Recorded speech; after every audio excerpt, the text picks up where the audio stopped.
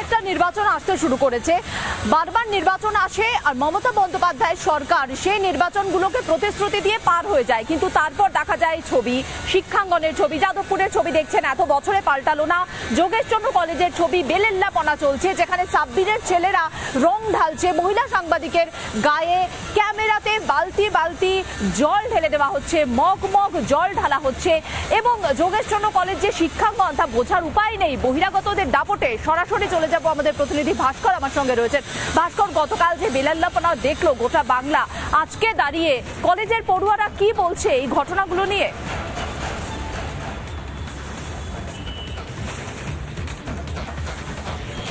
একদমই। দেখো মীনাক্ষী, সবার প্রথম বলে রাখা প্রয়োজন, এই সাবির আলীদের মতো যারা গুন্ডা, যারা সমাজ বিরোধী, তাদের জন্য যোগেশচন্দ্র চৌধুরী কলেজ আজ বন্ধ করে রাখতে হয়েছে, কারণ আবারও নতুন করে অশান্ত হতে পারে। এবং আমার সঙ্গে যারা রয়েছেন তাদের মধ্যে বেশ কয়েকজনের উপর গতকালকে এই সাবির আলীর গ্যাং তারা চড়া হয়। তাদের সঙ্গে কি করেছে তাদের কাছ থেকে জানবো গতকালকে কি হলো আর কারা করলো। কালকে আমাদের গভর্নিং বডি মানে যোগেশচন্দ্র চৌধুরী আইন কলেজের গভর্নিং বডির মিটিং ছিল।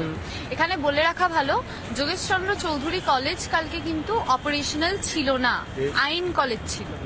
আইন কলেজের কালকে গভর্নিং বডির মিটিং ছিল। কালকে যারা ক্যামেরায় জল ছুড়লো, তোমাদের গায়ে জল ছুড়লো, রং মাখালো, তারা কি যোগেশচন্দ্র চৌধুরী আইন কলেজের? একদমই না। তাহলে তারা কারা? তারা কেন কলেজে ঢুকেছে, কিসের জন্য ঢুকেছে, কারণ কলেজে তো তাদের ঢোকার কথা নয়। তারা আমার যতদূর মনে হয় মোহাম্মদ সাবির আলীর পোষা গ্যাংয়ের লোক। আচ্ছা, আমি একটা বিষয় শুনছিলাম যে এই কলেজের মধ্যে এমন অনেক অভিযোগ রয়েছে যে যারা ঢুকেছে কলেজে তাদের কলেজে ঢোকার কথা নয়, সাব্বিরের ছেলে তাই ঢুকেছেন। ধন্যবাদ ভাস্কর। আমি শুনে নেব এই বিষয়ে হিরণ কি বলছেন।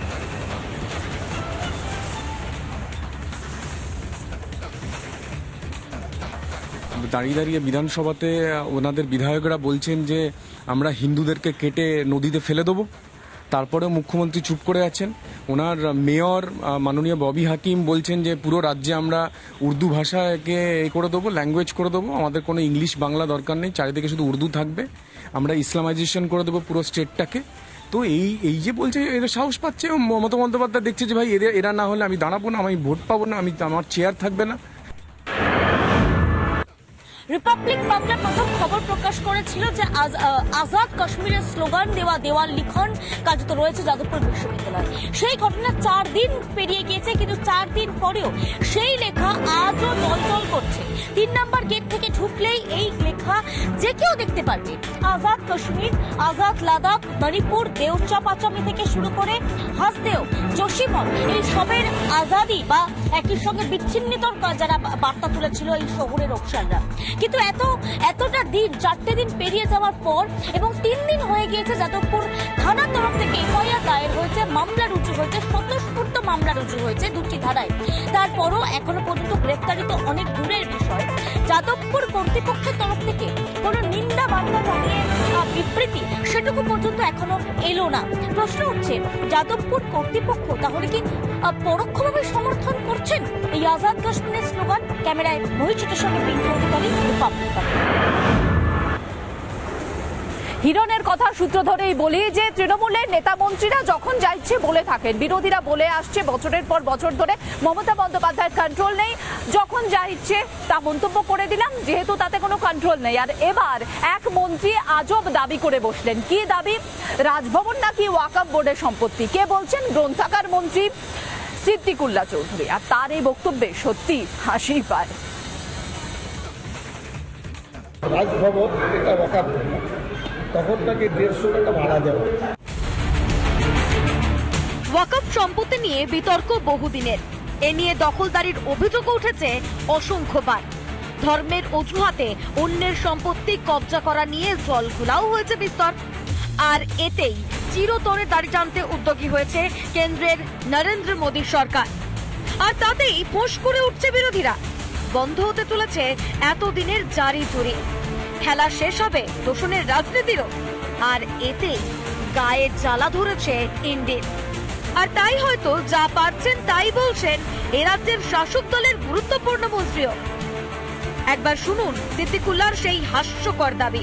মুঘলের জামানায় ওয়াকফ প্রপার্টি ফয়লা যখন ব্রিটিশ আসে ওই ওয়াকার সম্পত্তি ক্রমাগত হস্তান্তরিত হতে থাকে। এই অবস্থায় থেকে আজ থেকে প্রায় 30-35 বছর আগে সিপিএমের জামানায় আমি কিছু অনুশীলন করেছিলাম, তাতে জেনেছিলাম যে কি নাম রাজভবন এটা ওয়াকাফ ভবন, তখন নাকি 150 টাকা ভাড়া দেওয়া। কিছুদিন আগে শাহাবুদ্দিন রাজবীর দাবি করেছিলেন যেখানে কুম্ভ হচ্ছে সেটা নাকি ওয়াকফের জমি। এদিকে মন্ত্রীর এই দাবি চাউর হতেই জোর সমালোচনা শুরু। এই সম্পদ দখলের যে ষড়যন্ত্র সেটা যখন আজকে ফাঁস হয়ে যাচ্ছে সংসদের দ্বারা, গর্ত থেকে কিলবিল করে সাপ যে বেরোবে তা আমি খুব একটা আশ্চর্য। সিদ্দিকুল্লাহ সাহেবের পশ্চিমবঙ্গের দিকে না তাকিয়ে ওনার নিজের উচিত এই ধরনের প্রলাপ না বকে, উনি যে গ্রন্থাগার মন্ত্রী, ওনার অনেক মন্ত্রীরা জেলে টেলে আছে, তাদের বইয়ের ব্যবস্থা করা। এতদিন ওয়াকফের নামে চলতো জুলুমবাজি, মৌলবাদীদের কাছে এটাই ছিল জমি জিহাদের হাতিয়ার। ভোটের টানে তাতে তোল্লাইও দিত ধান্দাবাজ রাজনৈতিক দলগুলো। এবার ঢিল পড়েছে মৌচাকে। বিধানসভা ভোটের আগে তাতেই ত্রাহি ত্রাহি অবস্থা তৃণমূলে। রিপাবলিক বাংলা।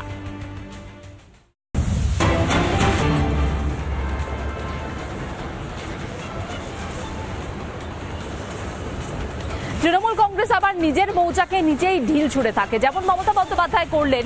যেখানে তিনি ভুতুরে ভোটার নিয়ে সরব হলেন, সেখানে তার মনে রাখা উচিত ছিল যে তৃণমূল কংগ্রেসের মধ্যেই ভুতুরে ভোটারের যে প্রবণতা তা বেশি।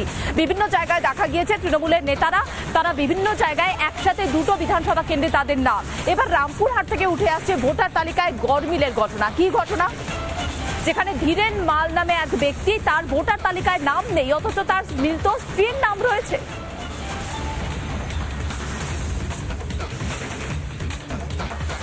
ভোটার লিস্টে নাম নাই, বলতে দেখি না।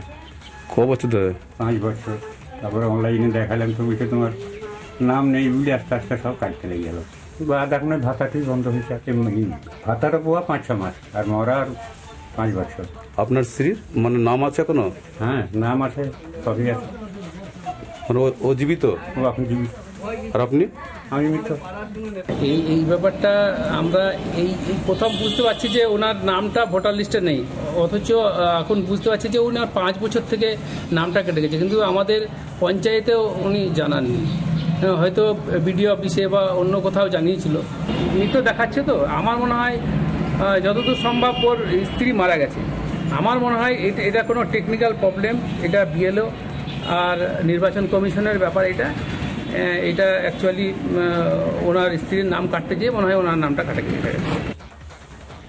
এইরকম এই যে বেঁচে আছে কিন্তু ভোটার লিস্টের নাম নাই, মৃত দেখাচ্ছে, এইটার অভিযোগ বা এইরকম খুঁজলে পরে অনেক পাওয়া যাবে। এইরকমভাবে তৃণমূল ভোটে জিতে, এবং এরকম অনেক পাবেন যে বেঁচে আছে তার ভোটার লিস্টে নাম নাই। তাহলে এই যে অব্যবস্থা, এটার জন্য দায়ী পশ্চিমবঙ্গ সরকার। পশ্চিমবঙ্গের ব্লক অফিস থেকে এসডিও অফিস থেকে আপনার রাজ্য অফিস পর্যন্ত তাহলে করছে কি অফিসাররা, আধিকারিকরা করছে কি? তাহলে সেই দায়টা রাজ্য সরকারকে নিতে হবে। আর এরকম ভুতুরে ব্যাপার প্রত্যেক জায়গায় আছে। পশ্চিমবঙ্গে যেমন মমতা ব্যানার্জির বক্তব্যে 150 কেজি শিশুর জন্মগ্রহণ সম্ভব, যেমন বিষ্ণু মাতাও সম্ভব, সেরকম এখানে পশ্চিমবঙ্গে এরকম হওয়াটাই স্বাভাবিক। এটা কোনো অস্বাভাবিক ঘটনা নয়।